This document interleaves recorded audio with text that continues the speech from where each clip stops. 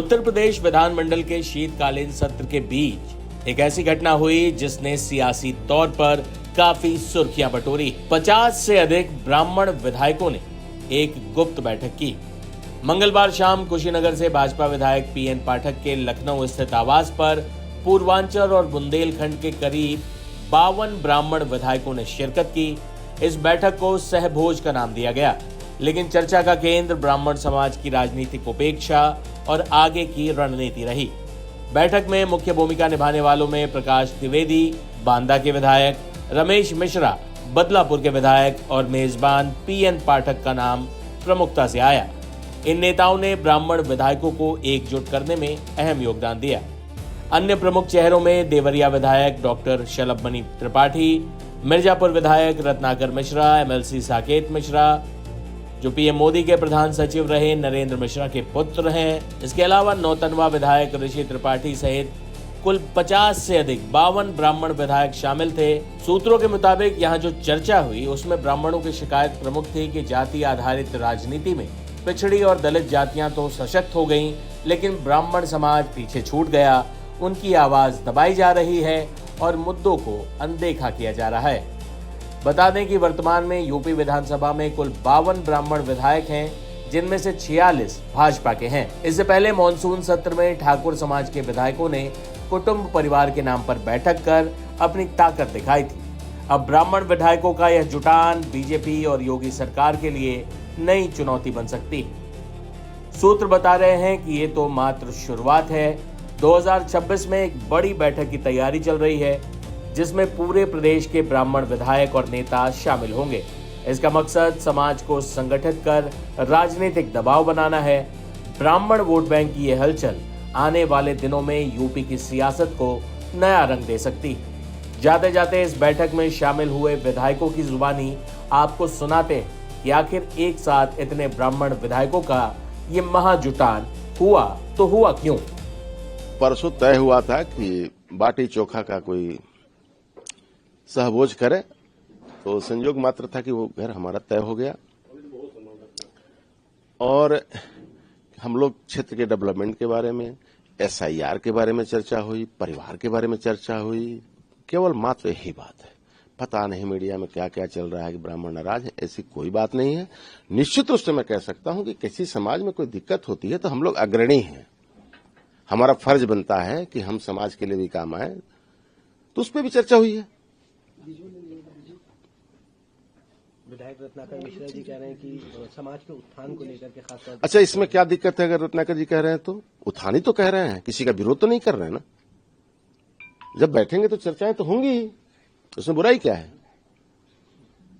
अगली बार मैं आपको ही बुलाऊंगा, खिचड़ी के समय में, मकर संक्रांति के समय में सहभोज किया जाएगा, उसमें सभी लोग रहेंगे। अब संजोग मात्र था कि जो जो सामने मिलता गया अब वही लोग मिल गए।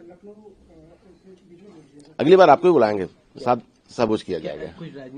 कोई राजनीतिक चर्चा हुई नहीं है, केवल हम लोग डेवलपमेंट के बारे में, एसआईआर के बारे में यही चर्चा हुई है। विधानसभा में कुल 52 ब्राह्मण विधायक हैं, जिसमें से बताया जा रहा है कि 46 विधायक लगभग इसी के आसपास रहे होंगे। नहीं, पूरे लोग तो नहीं थे, चूंकि वो कल पश्चिम में भी हमारे प्रदेश अध्यक्ष जी का कार्यक्रम था, उनके स्वागत समारोह में, तो पश्चिम वाले विधायक जी लोग वहां गए होंगे, उसमें से कुछ इधर भी आए थे। क्या अन्य दलों के भी विधायक शामिल थे? बिल्कुल नहीं, केवल भारतीय जनता पार्टी के जो हमारे माननीय विधायक थे वही लोग थे। अखिलेश यादव मुख्यमंत्री थे तो कोई डिप्टी सीएम ब्राह्मण नहीं था।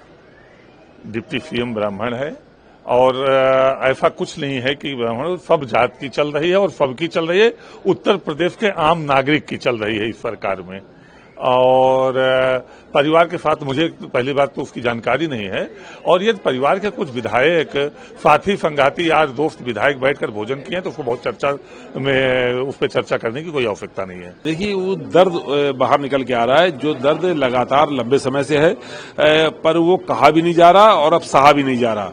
तो वो दर्द निकल करके इन बैठकों के माध्यम से बाहर आ रहा है।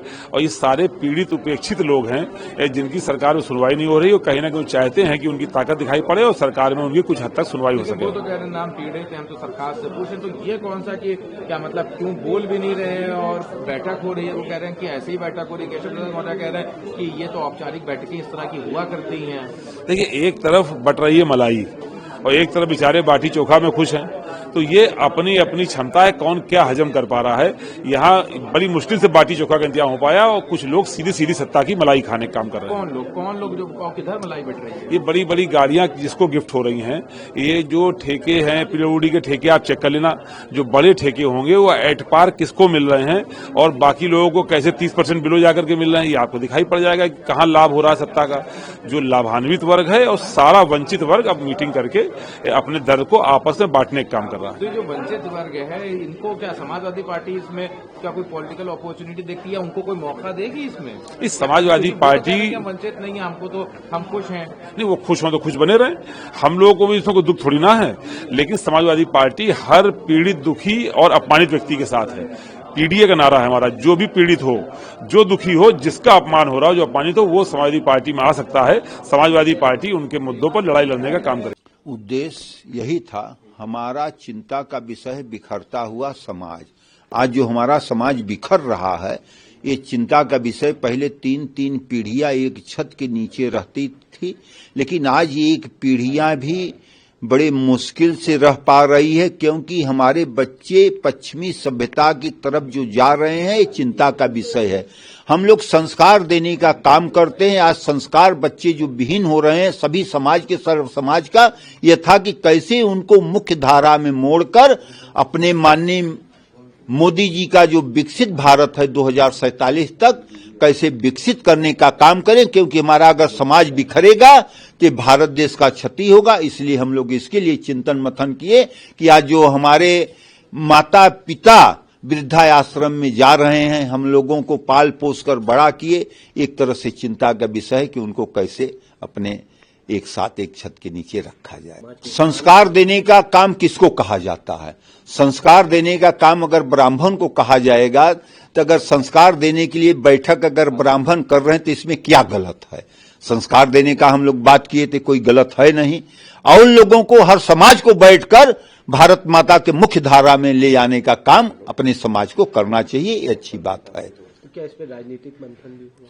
राजनीतिक मंथन किसी भी तरह से नहीं, केवल अपने समाज को, सर्व समाज को कैसे लेकर चला जाए, इसके लिए हम लोग चिंतन किए। और माननीय योगी आदित्यनाथ जी के नेतृत्व में पूर्ण रूप से हम लोग संतुष्ट हैं, क्योंकि माफियागिरी पूर्ण रूप से प्रदेश में खत्म हो गया है। आज कोई भी माफिया नाम लेने का काम नहीं, या तो प्रदेश छोड़कर भाग गया है या तो जेल के अंदर अपना जमानत तोड़वाकर जेल के अंदर है।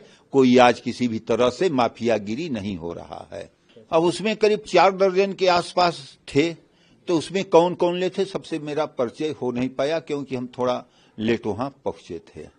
इसलिए जो हुआ, हम जब गए तो यही बात हो रहा था कि हमारा समाज कैसे, संस्कार विहीन जो समाज हो रहा है उसको कैसे संस्कारित करने का काम किया जाए, यही एजेंडा उस समय था। अपने क्षत्रिय समाज ने बैठक किया, ये अच्छी बात है। ये होना चाहिए, अपने समाज का बैठक करके मुख्य धारा में जोड़ना चाहिए।